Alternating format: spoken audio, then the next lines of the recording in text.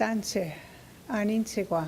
I'm Dorothy Myo, and I'm here to talk a little bit about your Admin 228.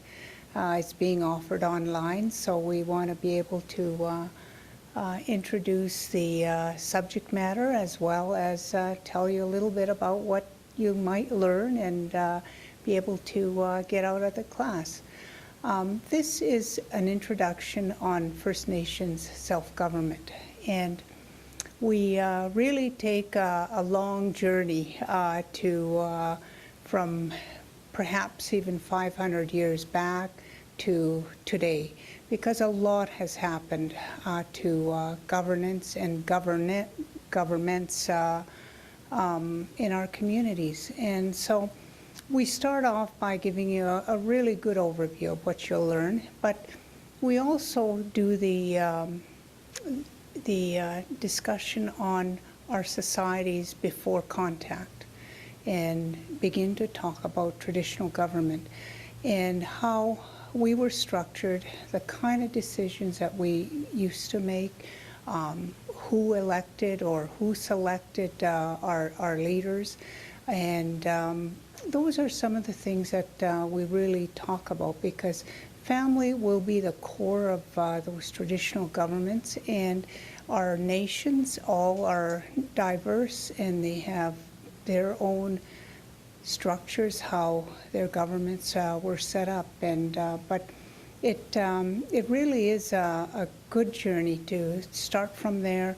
Then we get into treaty making, the significance of treaties, how that it continues to be something that we hold on to, and that it was intended to be on top of what we already had. But we know our history, and we know that things changed. Legislation came in and started to really impact and control our lives, and from there various legislations have dictated the way we govern in our communities. And from there, we go to the constitutional talks, and leading up to some of the dynamics that happened, the politics, and some of the legal work that had to happen, the constitutional drafting, all of those things. We really take a good look at that, and we always do this from a First Nations perspective, but we also look at the facts, the history, to get a really good sense of what kind of an experience we've had with mainstream society as well. And from there we begin to look at Section 35, subsection 1. And often people refer to it as an empty box, you know, defining the rights, Aboriginal rights and existing treaty rights.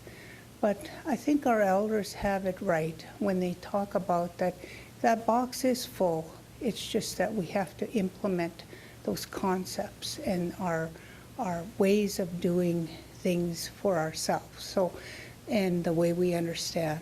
And then we go into looking at self-government agreements and the modern day treaty-making process that's happening, and well over 86 self-government agreements in process today and growing.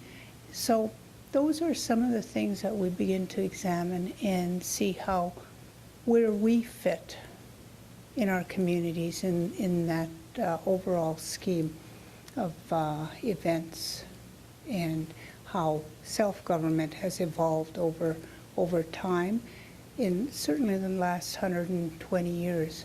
But we know that we had our way of governing ourselves before contact, and we weigh heavily on that information, because that will be the foundation of what we do in the future.